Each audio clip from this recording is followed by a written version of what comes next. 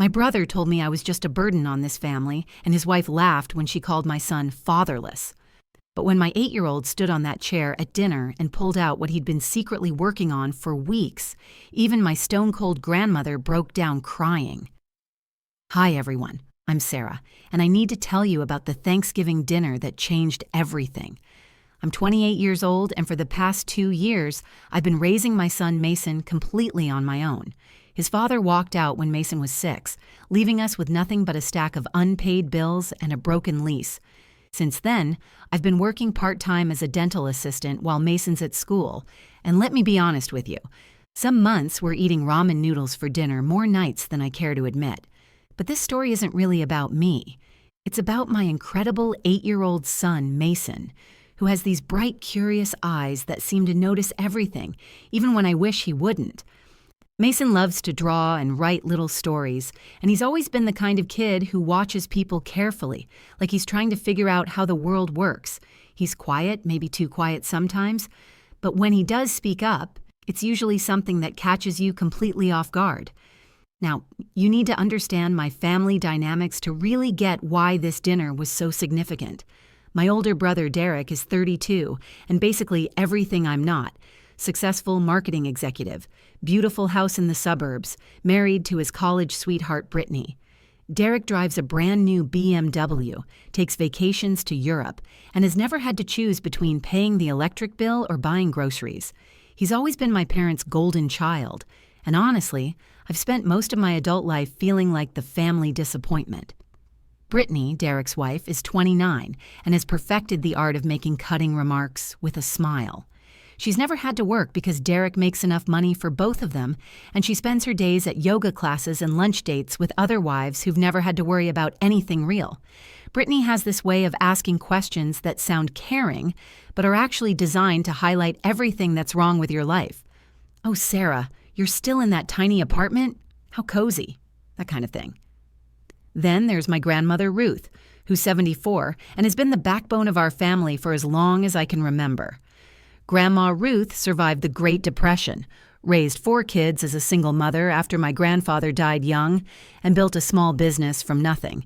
She's tough as nails on the outside, the kind of woman who tells you to walk it off when you're crying, but I've always suspected there's a soft heart hidden under all that steel. She just doesn't show it very often. My parents, David and Linda, are in their late 50s, and they're good people, but they've always struggled with keeping the peace between Derek and me. Dad works in construction management, Mom's a school secretary, and they're solidly middle-class folks who just want their family to get along. The problem is they often end up taking Derek's side because, well, he looks successful and I look like I'm barely keeping my head above water. Here's what you need to know about our family gatherings. They're complicated. Every holiday feels like a performance where everyone's trying to prove something. Derek shows up with expensive wine and stories about his latest promotion. Brittany brings some Pinterest-perfect dish and manages to make comments about how some people just need to try harder. My parents try to keep everyone happy. Ruth sits back and judges everyone silently. And I show up feeling defensive before I even walk through the door, knowing that somehow, someway, the conversation is going to turn to everything I'm doing wrong with my life. But this particular Thanksgiving was going to be different, though I had no idea just how different when Mason and I pulled into my parents' driveway in our 10-year-old Honda Civic. I could already see Derek's shiny BMW parked perfectly in the driveway, and I felt that familiar knot forming in my stomach. I looked back at Mason in his car seat, and he was clutching his little backpack like it contained something precious. What I didn't know was that it did contain something precious, something that would change how our entire family saw each other forever. Let me paint you a picture of what my life looked like in the weeks leading up to that Thanksgiving dinner, because you need to understand just how low things had gotten for me to really appreciate what happened next. 2 years earlier, when Mason was just 6, his father Marcus decided that being a husband and dad wasn't the adventure he'd signed up for. One Tuesday morning, I woke up to find a note on the kitchen counter that basically said he needed to find himself, and that raising a family was suffocating his dreams. He cleaned out our joint bank account, packed his clothes, and disappeared. I later found out through mutual friends that he'd moved to California to pursue some ridiculous startup idea that failed within 6 months. But by then, the damage was done. I'd been working part-time at Dr. Peterson's dental office since Mason was born, thinking I'd go back to full-time once he started school. But when Marcus left, I realized that my part-time salary wasn't nearly enough to cover rent, utilities, groceries, and childcare for the hours I wasn't working. I applied for every full-time position I could find, but most required experience I didn't have, or hours that wouldn't work with Mason's school schedule. So there I was, 28 years old, living in a cramped 2-bedroom apartment where the heater barely worked, and the neighbors upstairs sounded like they were bowling at all hours of the night. Some mornings, I'd wake up and lie there for a few minutes, just trying to summon the energy to face another day of making $30 stretch to feed us both until my next paycheck. But here's the thing about kids. They're incredibly perceptive, even when you think you're hiding things from them. Mason never complained when we had to walk to the grocery store because the car needed repairs we couldn't afford. He never asked why we didn't go out for pizza anymore, or why I always seemed tired. Instead, he started doing little things that broke my heart in the most beautiful way. He'd draw me pictures to cheer me up when he caught me staring at bills at the kitchen table. He'd offer to help with laundry folding, standing on his little step stool to reach the counter. And every single night, no matter how exhausted I was, he'd ask me to read him a story before bed. Even on the nights when I fell asleep on the couch still wearing my scrubs, Mason would cover me with his favorite blanket and somehow get himself ready for bed. The hardest part wasn't the financial stress, though. It was facing my family every few weeks and seeing the disappointment in their eyes. My parents would invite us over for Sunday dinner, and I could feel them watching me, probably wondering where they went wrong with me. Derek would make these casual comments about personal responsibility and making better choices, and I'd sit there trying to keep my mouth shut for Mason's sake. Derek's success seemed to grow more obvious every time I saw him. New watch, new car, stories about weekend trips to wine country with Brittany.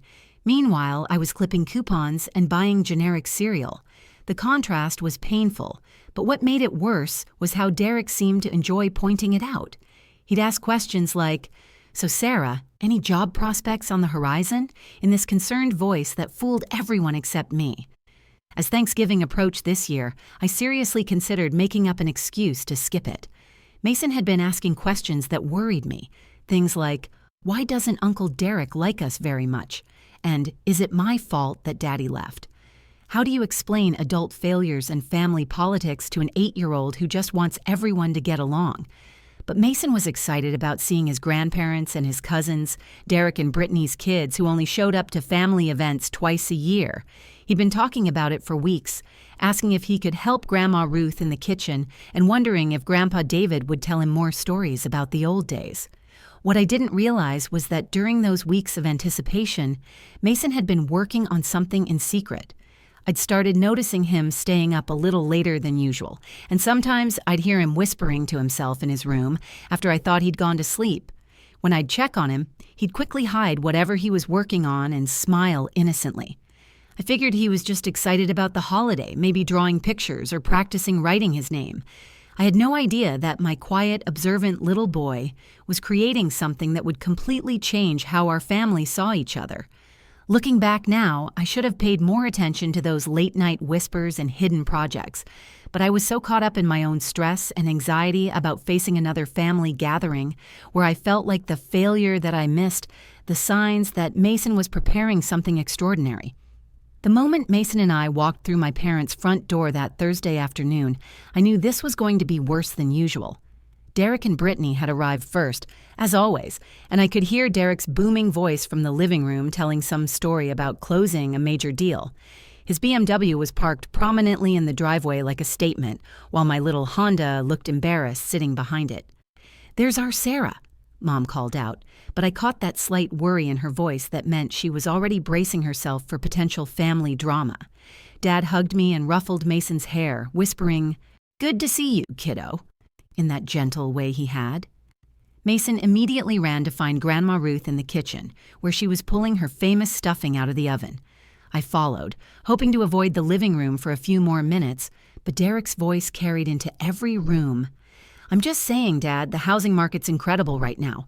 Brittany and I are thinking about upgrading to something with a pool. You know how important it is to build equity while you're young." The implication was clear, unlike some people who throw money away on rent. I felt my jaw clench as I helped Mom set the table, trying to focus on the familiar rhythm of family dinner preparation instead of my brother's passive-aggressive commentary. When we all finally gathered in the dining room, the tension was thick enough to cut with a knife. Derek had positioned himself at the head of the table like he was hosting, even though we were at our parents' house. Brittany sat beside him, looking perfectly put together in her designer sweater and pearl earrings that probably cost more than my monthly grocery budget. The conversation started innocently enough. Dad asked about work, Mom complimented Brittany's hair, and Mason quietly colored in a little activity book Ruth had given him. But I could feel Derek's eyes on me, sizing me up, waiting for his moment. It came during our family's traditional pre-dinner gift exchange. Every year, we do small, thoughtful gifts. Nothing expensive, just little tokens of appreciation. Mom had made everyone homemade cookies. Dad gave out scratch-off lottery tickets. Ruth presented her annual crocheted pot holders. When it was Derek and Brittany's turn, they handed out gift cards to nice restaurants, the kind of places I could never afford to take Mason. Derek made a show of explaining how they'd chosen each restaurant specifically for each person's taste. But when he got to me, he paused. He looked directly at me with this cold smile and said, "Don't expect anything from us this year, Sarah. You're already enough of a burden on this family without us having to subsidize your holidays, too." The room went dead silent. I felt like I'd been slapped. Mom's fork clattered onto her plate, and Dad's face went red. But before either of them could say anything, Brittany let out this cruel little laugh. "Oh, Derek, don't be so harsh," she said, but her eyes were sparkling with malice. "Besides, it's not like Mason's father is going to teach him about giving, so maybe it's better he learns now that life doesn't just hand you things." She paused for effect, then delivered the killing blow. "She's raising a fatherless kid. What did we expect?" I felt the blood drain from my face. The word fatherless hung in the air like poison. I could hear my own heartbeat pounding in my ears, and for a moment, I couldn't breathe. But what broke my heart completely was the sound Mason made. This tiny, sharp intake of breath, like he'd been punched in the stomach. I looked at my son, and I saw him processing those words. His little face crumpled for just a second before he forced it back to neutral, but I caught it. He understood exactly what Brittany meant, and it hurt him in a way that made me want to grab him and run out of that house immediately. Ruth was staring at Derek and Brittany with disgust, but she didn't say anything. My parents looked mortified but remained silent, probably calculating how to smooth things over without making it worse.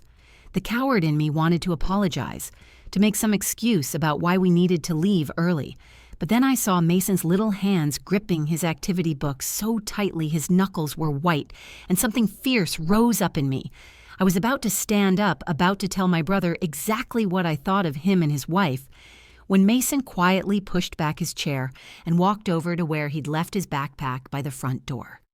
The room was still thick with tension, everyone avoiding eye contact when Mason came back carrying something I'd never seen before. Mason walked back to the dining room carrying a small stack of what looked like homemade books, each one carefully bound with colorful yarn and covered in his neat 8-year-old handwriting. My heart was still racing from Derek and Brittany's cruel words, and I was seconds away from standing up to leave when I saw the determination in my son's eyes. He set the stack down on the table gently, like they were made of glass, and I noticed his hands were trembling slightly. But his voice, when he spoke, was steady and clear in a way that made everyone stop what they were doing and look at him.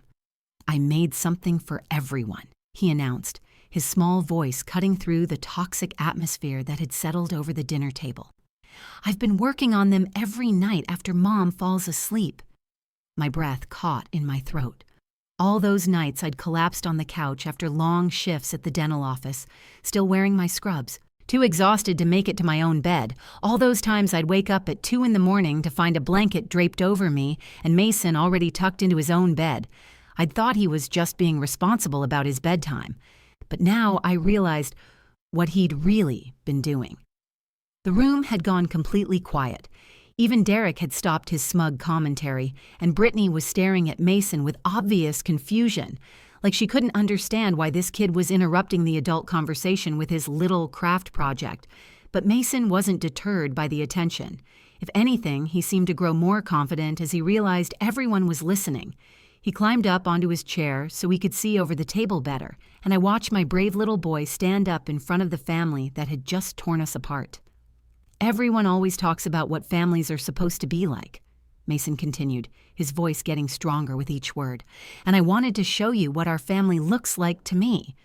He picked up the first book from his stack, and I could see "For Uncle Derek" written in his careful block letters on the cover. My stomach dropped. After what Derek had just said to us, after calling me a burden and Mason fatherless, I couldn't imagine what my son might have written about his uncle. Part of me wanted to stop him, to protect him from whatever cruel response Derek might have. But Mason had already started moving around the table, placing a personalized book in front of each family member. For Aunt Brittany, for Grandma Ruth, for Grandpa David, for Grandma Linda. As he made his way around the table, I could see that each book was different. Different colors of construction paper for covers, different drawings peeking out from between the pages, different lengths. These weren't just thrown together craft projects.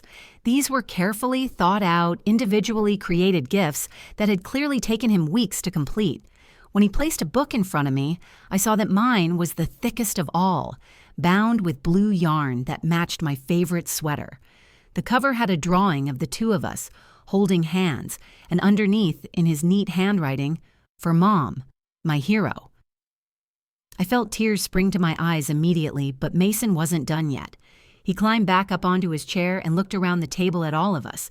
Derek was staring down at his book like he wasn't sure what to do with it. Brittany was fingering the cover of hers with a confused expression. Ruth had already opened hers and was holding it close to her chest like she was protecting something precious. "I know Uncle Derek and Aunt Brittany think Mom and I are a burden," Mason said, and his voice wavered just slightly on that word. "And I know my daddy left because he didn't want to be my daddy anymore, but I wanted everyone to see what I see when I look at our family." The silence that followed was different from the awkward quiet that had filled the room after Derek's cruel comments. This silence felt full, heavy with anticipation, and something else I couldn't quite name yet.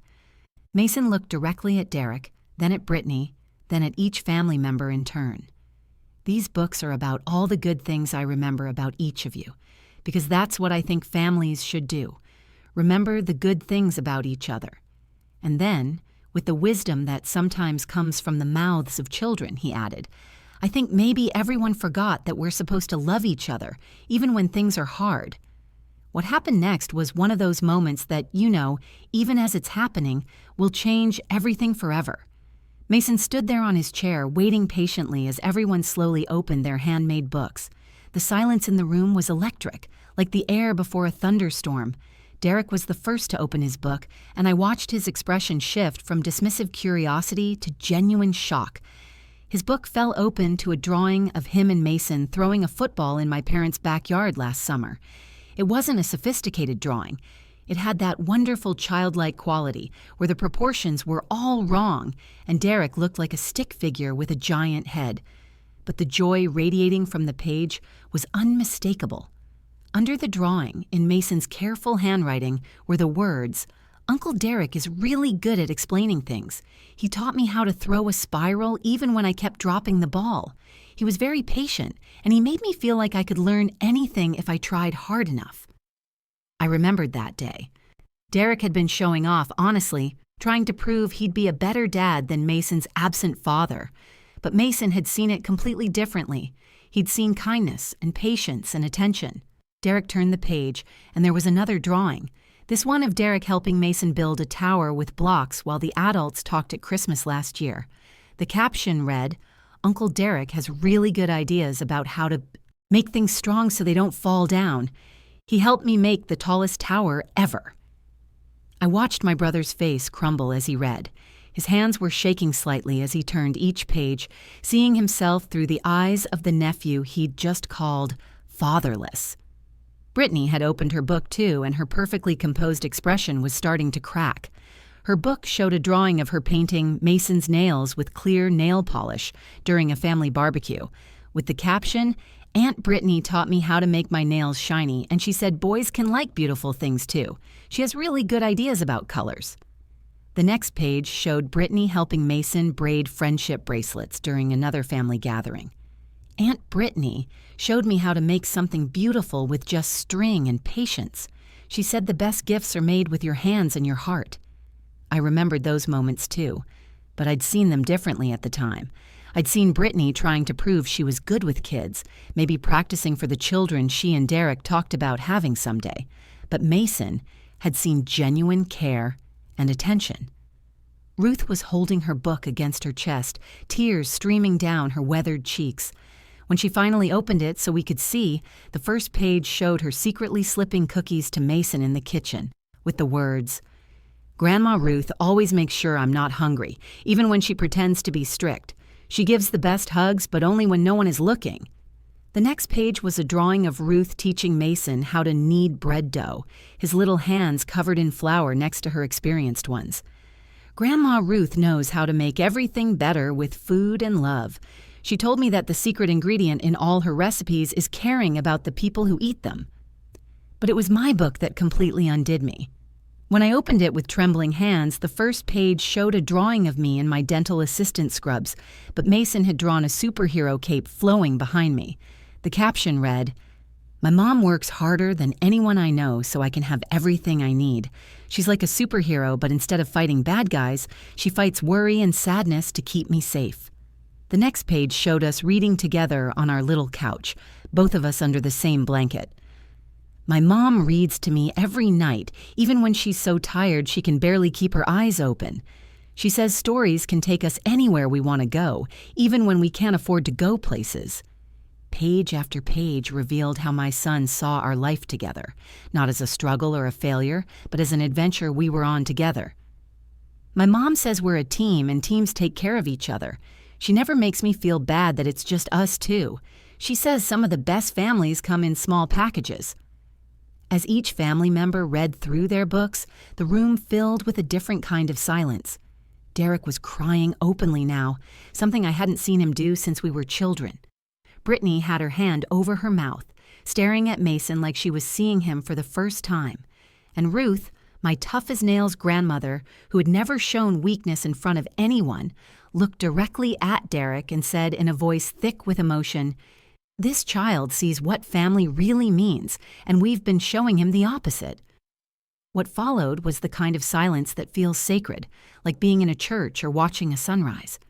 Everyone was holding their books, and you could practically feel the shift happening in the room, like tectonic plates moving under our feet, rearranging the landscape of our family forever. Derek was the first to break. He set his book down carefully, like it was made of precious metal, and walked around the table to where Mason was still standing on his chair. My brother knelt down so he was at eye level with my son, and when he spoke, his voice was thick with emotion. "Mason," he said, and I could see him struggling to find the right words. "I need to apologize to you and to your mom. What I said earlier about you being fatherless and your mom being a burden, that was cruel and wrong, and I'm ashamed of myself." Derek looked up at me, tears streaming down his face. "Sarah, I've been so focused on what I thought success looked like, the car, the house, the money, that I forgot what actually matters. You're raising an incredible kid, and our family is better because you're in it, not worse." But Derek wasn't finished. He turned back to Mason and said, "You see good in me that I've forgotten about myself. Thank you for reminding me who I want to be as your uncle." Brittany was watching this exchange with tears in her eyes, and slowly she approached Mason too. She knelt down beside Derek, and for the first time since I'd known her, her perfect composure was completely gone. "Mason, honey," she said softly, "I said something terrible about you not having a father, and I want you to know that was about my own meanness, not about anything wrong with you or your family." She glanced at me with genuine remorse. "Your mom is doing an amazing job raising you, and any father would be lucky to have you as a son. The fact that one man was too foolish to stay doesn't reflect on you at all." She stood up and faced me directly. "Sarah, I owe you an apology too. I've been jealous of something I didn't even understand, jealous of how close you and Mason are, jealous of how real your relationship is. I've been hiding behind money and judgment because I was afraid I could never be the kind of mother you are." Ruth had been watching all of this while clutching her book, and finally she stood up with the authority that comes from being the family matriarch for 7 decades. "Enough," she said, but her voice was gentle, not harsh. "Derek, Brittany, you both said hurtful things, but you've acknowledged them and apologized. That takes courage." She looked around the table at all of us. "But this 8-year-old just taught us more about family than we've managed to learn in decades." Ruth walked over to Mason and placed her weathered hands on his small shoulders. "Young man, you've just shown us what unconditional love looks like. You could have written about all the times we disappointed you, all the harsh words and missed opportunities. Instead, you chose to see the best in each of us." She turned to address the whole table. "Sarah, you're not a burden. You're the heart of this family. You've been holding us together with your grace and your strength, even when we didn't deserve it." My parents, who had been silent through most of this exchange, finally found their voices. Dad cleared his throat and said, "Mason, buddy, I think you just gave us the best gift this family has ever received. You reminded us how to love each other." Mom nodded, wiping tears from her eyes.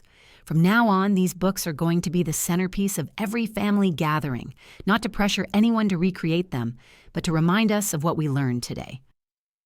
As we finally sat down to eat our Thanksgiving dinner, the conversation was completely different from any family meal we'd ever had. Instead of competition and judgment, there was curiosity about each other's lives. Derek asked me about my work with genuine interest. Brittany wanted to know about Mason's school and his friends. My parents shared stories about their own struggles when they were young, but the most profound change was in me. For 2 years, I'd been seeing myself as the family failure, the divorced single mother living paycheck to paycheck while everyone else had their lives figured out. Mason's book showed me a different truth.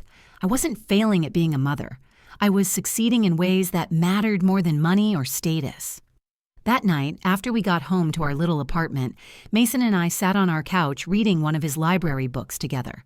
As I tucked him into bed, he asked, "Mom, do you think Uncle Derek and Aunt Brittany will be nicer now?"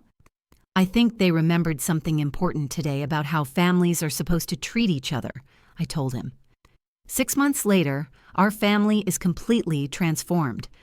Derek and Brittany became genuine supporters, calling to check on us and including us in their plans. Derek even helped me apply for a better position at a larger dental practice that came with health insurance and vacation time. Ruth started inviting Mason over for afternoon baking sessions, teaching him family recipes and stories. But the biggest change was in how I saw myself. I realized that while I'd been focused on what we lacked, money, a perfect nuclear family, a big house, Mason had been seeing what we had, love, resilience, and each other. Sometimes it takes the innocent eyes of a child to show us that the families we think are broken are actually held together by the strongest kind of love, the kind that chooses to stay, to fight, and to see the best in each other, even when it's hard to find. Thank you so much for listening to my story. I hope Mason's incredible gift reminds you that sometimes the most powerful moments come from the smallest gestures, and that family isn't about having perfect circumstances. It's about choosing to love each other through the imperfect ones. Mason is 10 now, and he still creates little books for special occasions. But more importantly, our family learned that day that words have power, both to hurt and to heal. We choose healing now. If this story touched your heart, please hit that like button and share it with someone who might need to hear it.